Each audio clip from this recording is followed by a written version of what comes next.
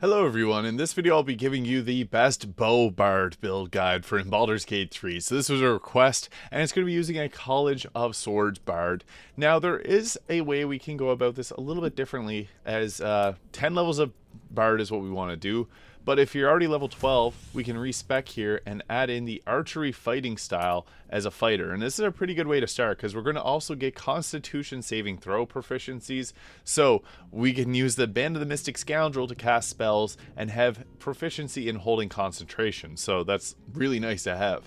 Now you can go with the archery here to give us a +2 bonus to our attack rolls on ranged weapons. And this is going to help offset the sharpshooter that you can take. And there's also defense. You can take either one of these. I would recommend going with the archery. I want to take defense just to show how high the armor class can get. But for our stats, this is where this build gets interesting because we want to be using dexterity mainly. So we're going to take our dexterity up to max. And charisma is our other main stat that we're going to be wanting to have really high. So ideally something like that can go pretty well. Having 10 wisdom's not bad too, just to...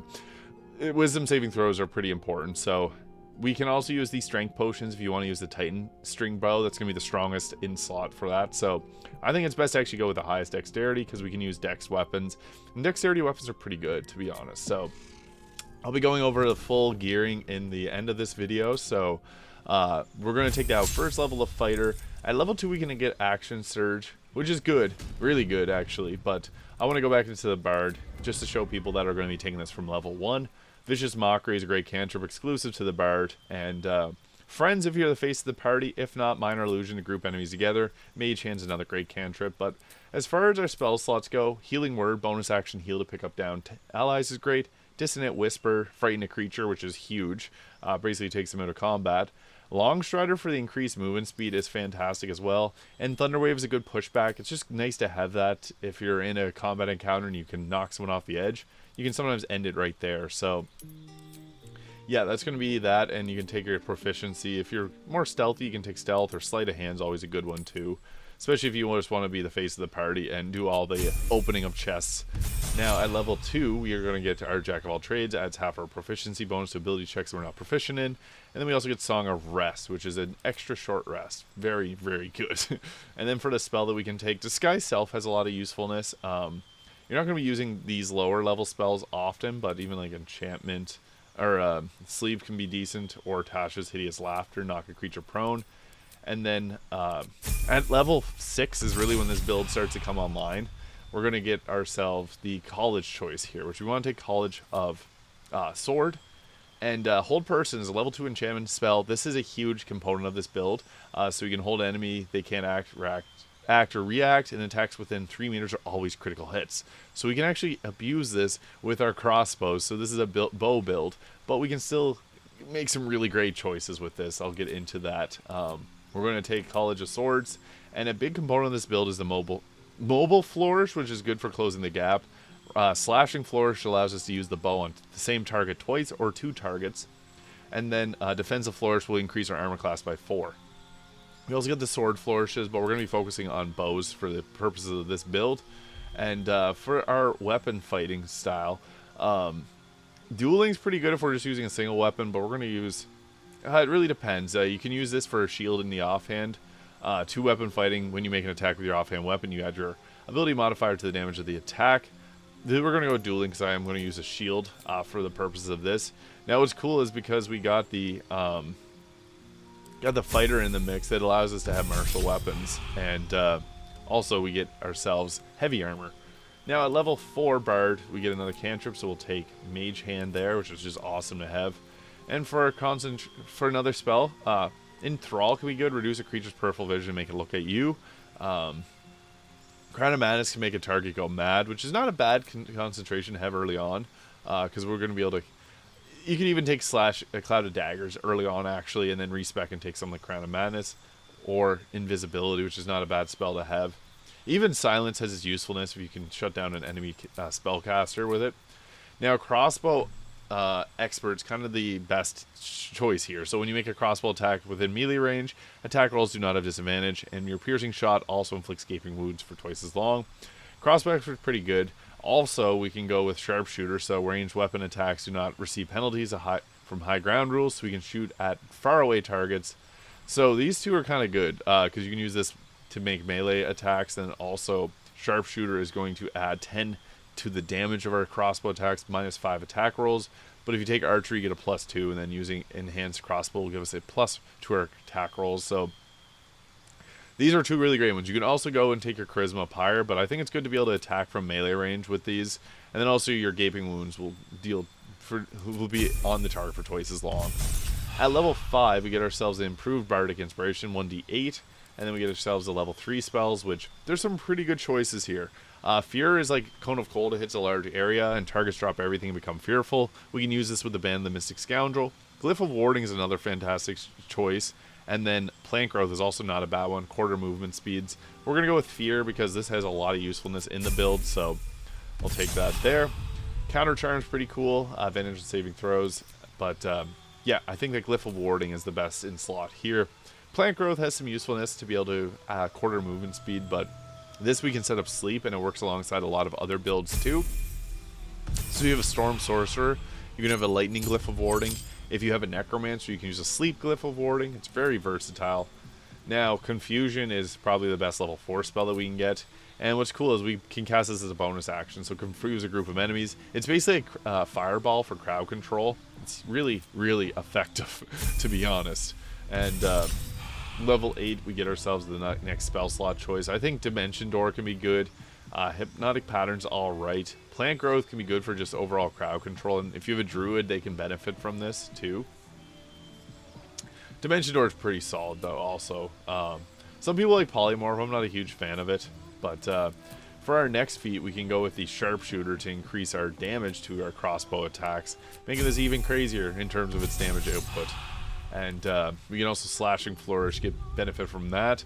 Hold Monster is probably the best spell that we want to take at level 9 here. So this is a good level 10 spell, or level 5 spell. It allows us to hold any creature that's not undead. This also works on humans, so you can also upcast this, and it'll hold a creature still. So we can only upcast this if we take a level 11 Bard, but still, this is fantastic. It can make some late game bosses extremely easy to take care of. And then for our final cantrip that we'll get at level 10, I would take probably Friends if you didn't already have it, but Blade Ward's not bad either. For our next spell, Planar Binding or Dominate Person is pretty good, so make a humanoid fight alongside you. This is an enchantment spell, so it's actually very synergetic for this. And then for our spells, I think Conjure Elemental is just incredible to take, because this gives us another ally on the battlefield. And you can go earlier and take something like Command. Command is actually probably the best choice here.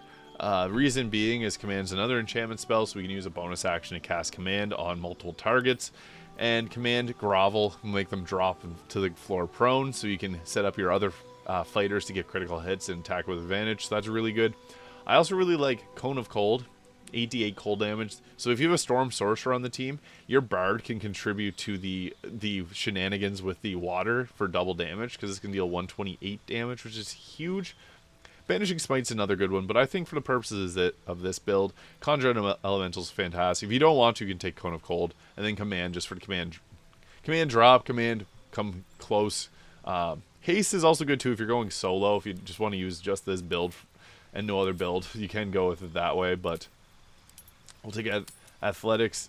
I guess Athletics and Survival. Athletics will resist our chance of getting shoved around, so that's pretty nice. And then for the final level, we can go and get ourselves a level 6 spell if we want, like Eye Bite. But we can also take Action Surge, which is probably the best choice here. So this Bow Bard is pretty incredible because we get out onto the battlefield. We can have our Summon with us. We can have our... I like the Earth Elemental, so this actually works really well because it can knock creatures prone. So he has 126 health as well, so that's really nice. But the ability just to have another summon on the battlefield brings the action economy a little bit better. So the ring that we want to be using is the Band of the Mystic Scoundrel, Illusion Quickening. After hitting a creature with a weapon attack, you can cast an illusion or enchantment spell as a bonus action. We have a 28 armor class, which is quite nice. If you want, you can also dump Dexterity and then take it up to 29 with the Gloves of Dexterity. We also got like the Surging Accuracy Gloves, so this will give you plus 1d4 to attack rolls for the rest of your turn after using Action Surge, so pretty good burst damage early game. We can also even go with like the strength gauntlets if you want to have your strength for like a melee weapon, but I personally really like the Legacy of the Master game, +2 to attack and damage rolls with weapons, so that's going to increase our hit chance with the Hellfire crossbow and the Fire Stoker for our ranged options. So you can stealth to start combat, and then Hellstalker possibly inflict burning while hitting a target with his weapon while hiding, and then Fire Stoker deals an initial 1 to 4 damage. So we can add a lot of damage to this. It's even worth playing with someone that has a ballist armor on, because then you can give them vulnerability to piercing damage. Even if you play with a close range, that could be one of the best armor slots.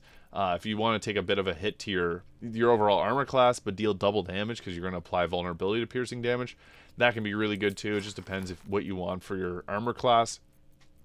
+1 from Cloak of Protection, +1 from Helm of Baldur, but we can also go with the Helmet of Arcane Acuity, which will give us Arcane Acuity for 2 turns when we make a weapon attack. If we use the hand crossbow and use Arrow of Many Targets, we can set up this, and it basically makes it so that our spells that we cast as a bonus action will not, basically not miss, because the spell save DC will increase with the Arcane Acuity, so we can get up to +10. So basically anything above like a 25 is impossible to roll, and we can get up to 30, so this is really synergetic and can be gotten pretty early in the game. The birthrate's also nice too to increase your charisma if you don't have this item. +1 armor class, always good. And then for the boots, +1 armor class. I also really like the Blade of the First Blood if you're not going to use the ballist armor. That would probably be the best in-slot armor, even though it's a light armor. And the Armor of Agility can give us much more survivability. But this will give us the vulnerability to piercing damage if we attack with the main hand. So you can get in there and do a flourish, and then also follow up with a ranged weapon attack. So the slashing flourish here, so we can attack twice with our crossbow. And what's great about that is, don't want to attack them. What's great about that is the amount of damage we can deal with this build is pretty incredible. So yeah, this build is very, very effective in Baldur's Gate 3, because not only do we get to attack, and so we got our slashing flourish here, so we can shoot twice, hit Mizora there, and then we can use our bonus action to cast. So there are some options that so for feats, you don't have to take the sharpshooter to increase the damage. If you want to have a higher chance of attack rolls hitting, you can go without the sharpshooter, because the -5 to attack rolls is pretty rough of a debuff. But the crossbow expert allows us to get in close and deal damage, and then also we got the ability to crowd control to our heart's content with like dominate person, hold monster, command. I think command's the best one. Command grovel to knock a creature prone, sets your team up to deal extra damage, or approach is also good to make them all walk towards you. But yeah, this is a very powerful bow bard build guide for Baldur's Gate 3. Thank you so much for watching. If you found this video useful, please hit the subscribe button below, and I'll see you all in the next video.